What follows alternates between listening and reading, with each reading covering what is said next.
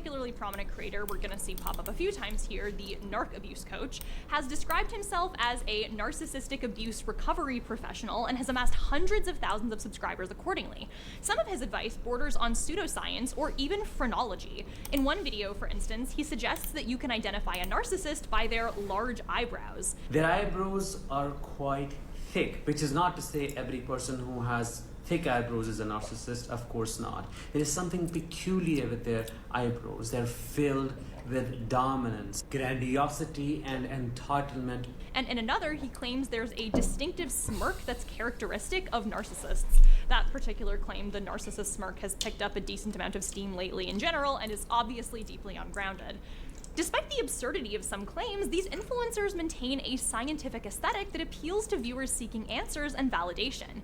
Even when the claims aren't as patently ridiculous as narcissist eyebrows, there's a glut of viral content which essentially just asserts that there are secret tells to identify narcissists, such as not making eye contact, having a public persona that is different than the way you act in private, caring a lot about your birthday, spending money on things that make you look good, worrying about being broken up with, and so on. The narcissists will always be on their phone when they're around you. Narcissists are obsessed with money. Narcissists are notoriously bad at giving gifts. A narcissist will often take their phone everywhere they go, including to the bathroom. Why does a narcissist sleep so much? They sleep to avoid. Avoidance. Long-distance relationships are great for narcissists, and here's why. This notion, and particularly the body language analysis flavor of it, really came to a head 2 years ago during the trial between Johnny Depp and Amber Heard. Suddenly, everyone was an expert on clinical narcissism, and the fact that Amber Heard was certainly an evil harpy was evident in her eyes, in the way she smiled, the way she breathed. Meghan Markle, too, has particularly faced the brunt of body language analysis-based narcissism accusations. Of course, as time has passed and the evidence has consistently vindicated both of these women, you won't hear a peep about it from these so-called experts, but the underlying idea remains. The evil walk among us, but there are tells. Not all narcissism content is this clickbait Barnum effect type stuff.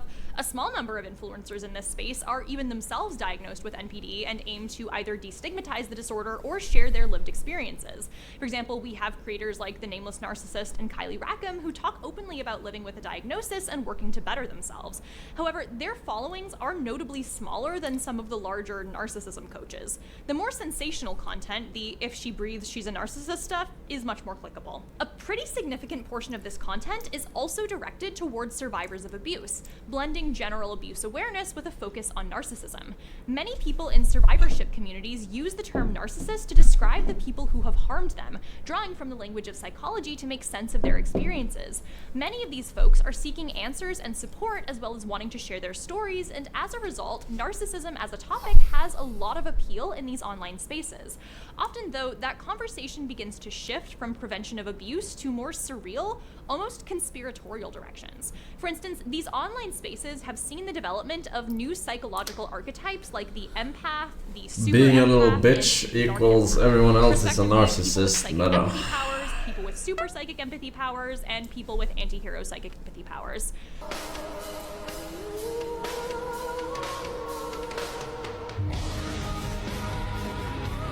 Some content even suggests that these individuals can use their own emotional abilities to counter the manipulation tactics of narcissists like Pokemon. The narcissist will never find anyone as great as you. Dark empath? What was You're that? never gonna find another chosen one.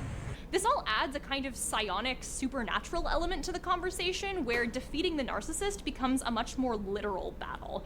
As a result, the conversation around narcissists They can never defeat me. to a wide variety of What are you talking ideas about? with slight variations on how it's presented. You can have the healing crystals flavor of it, the scientific flavor of it, or the relationship coach flavor of it. But either way, you're getting a cosmic story of good and evil where the world is under threat and must be rebalanced. In this sense, the narcissist is no longer just a psychological concept, but a cultural archetype. The narcissist doesn't just mean a person who is an asshole or a person diagnosed with narcissistic personality disorder. It's like a commedia dell'arte persona, a recognizable character in a morality play in the same way the used car salesman or the caveman might be. You know the costume before the character even speaks. Regardless of the branding, ultimately, this content taps into fears of manipulation and offers easy solutions and clear enemies. If you can learn to spot the secret narcissists, you can Why does she have to hold this drink though? gain control over your life. Like, you're not drinking, right? Just put it down. So, how can we start to unpack this? Ha ha ha ha!